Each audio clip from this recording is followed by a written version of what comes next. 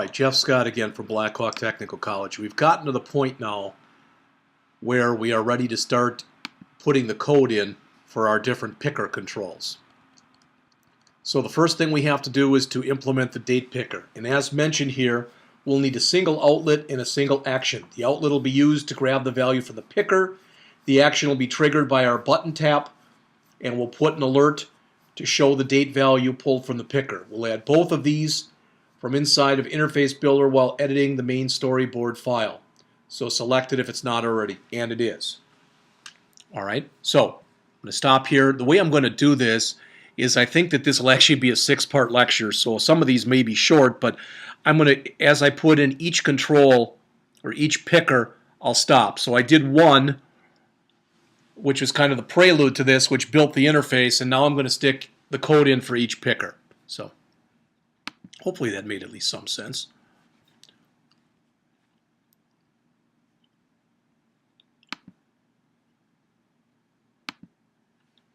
There's our date right there.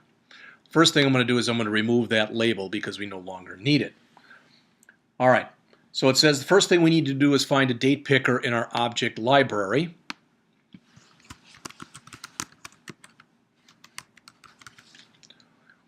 And drag it over to the date scene editing area.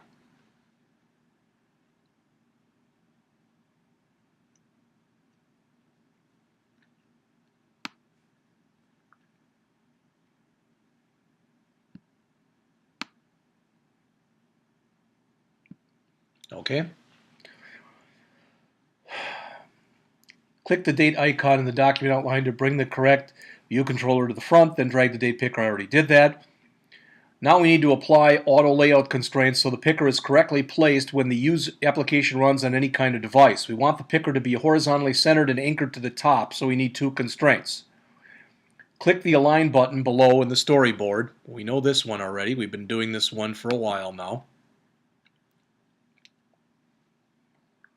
Check the horizontal center in container,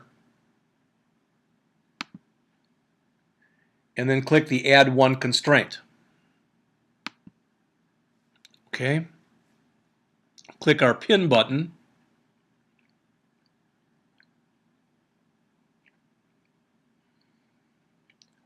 Using the 4 distance boxes, it says set the distance between the picker and the top edge to 0 by entering 0 in the top box. Notice it's 8 right now, but I want a 0 in there.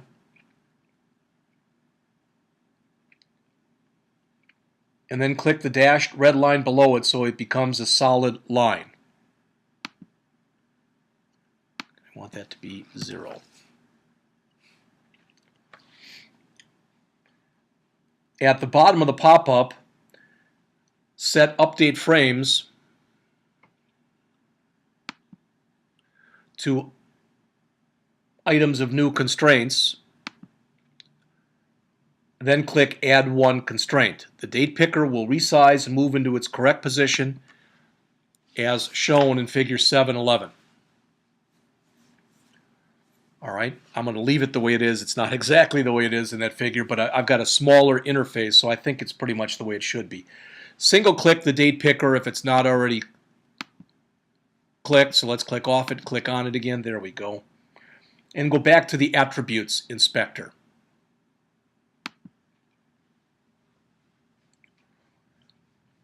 A number of attributes can be configured for a date picker.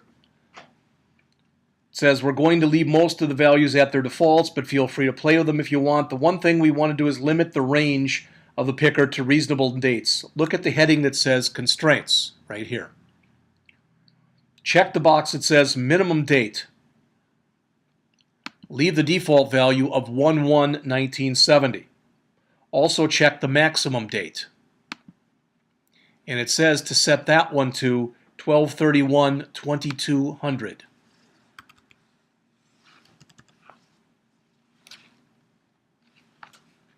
That was interesting.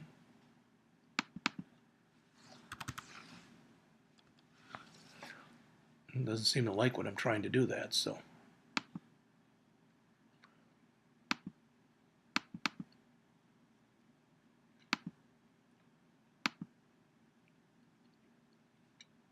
Well, Well, this is going to take way too long if I do it like this.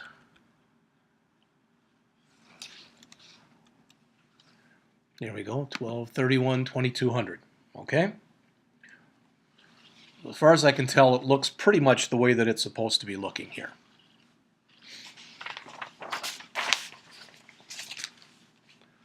Now let's connect this picker to the controller. Okay, so they want us to open up the assistant editor here. We know how to do that.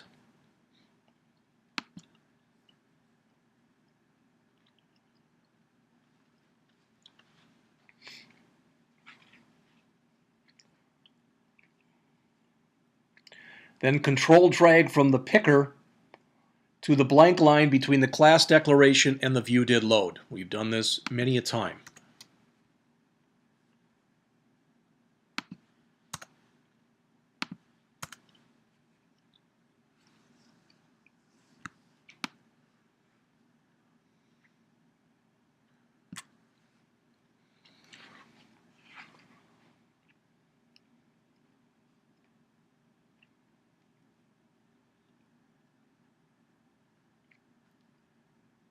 Leave the connection set to outlet, which it is.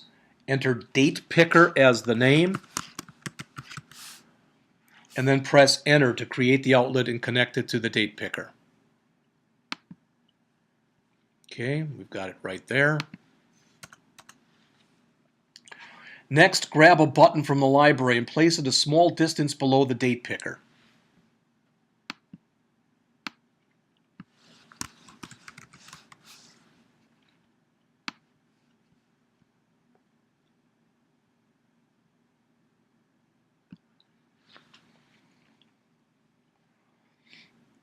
Double-click the button and give it a title of Select. We want this button to be horizontally centered and stay a fixed distance below the date picker. With the button selected, and I'm going to select it now, click the Align button. Oops, let's move. Come on, get back up there. Thank you.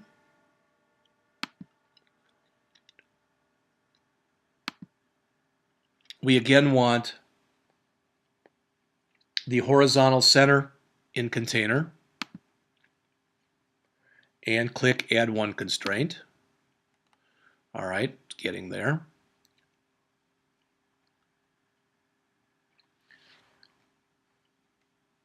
To fix the distance between them, control drag from the button to the date picker and release.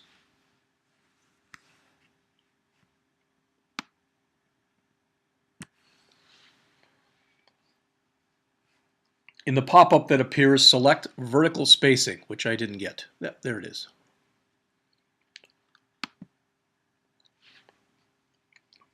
Finally, click the Resolve Auto Layout Issues button at the bottom of the storyboard.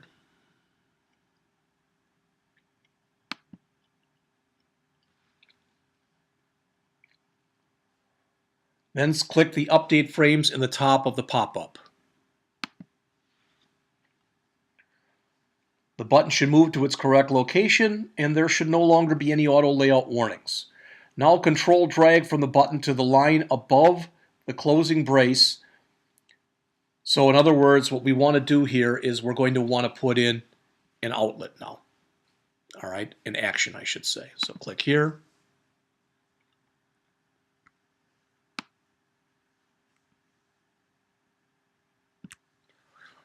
And again, this will be an action. This will be called button pressed. I don't like the names the author uses, but I'm trying to keep up with what he has. We're going to change that from any object to UI button. I don't like it that he leaves it at any object, so I changed it. All right. And now we're going to put in some code.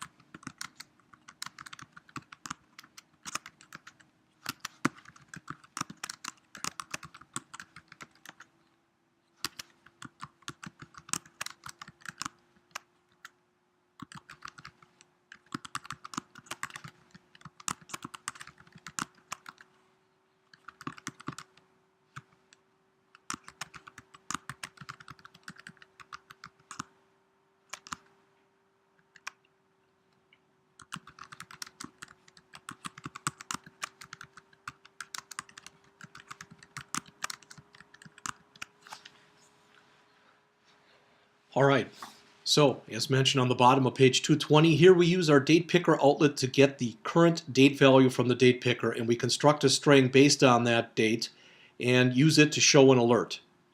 Next, we need to add a little bit of code, we're just about finished here, into our viewDidLoad. Something it doesn't like here, so.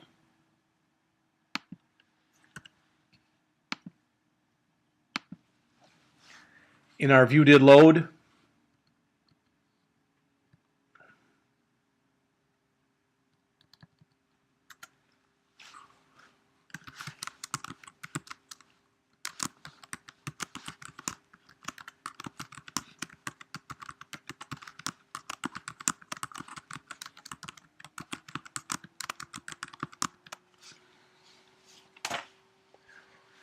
here we're creating a new NSDate object, which will hold the current date and time.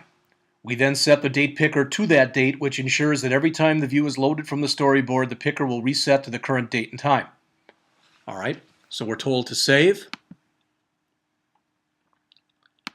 and to try again to run the program. Always good to do it this way because, again, if I do screw anything up, it's not like I've done hours and hours worth of work, okay? So now hopefully at least the date picker, so number 1 of 5, will be working.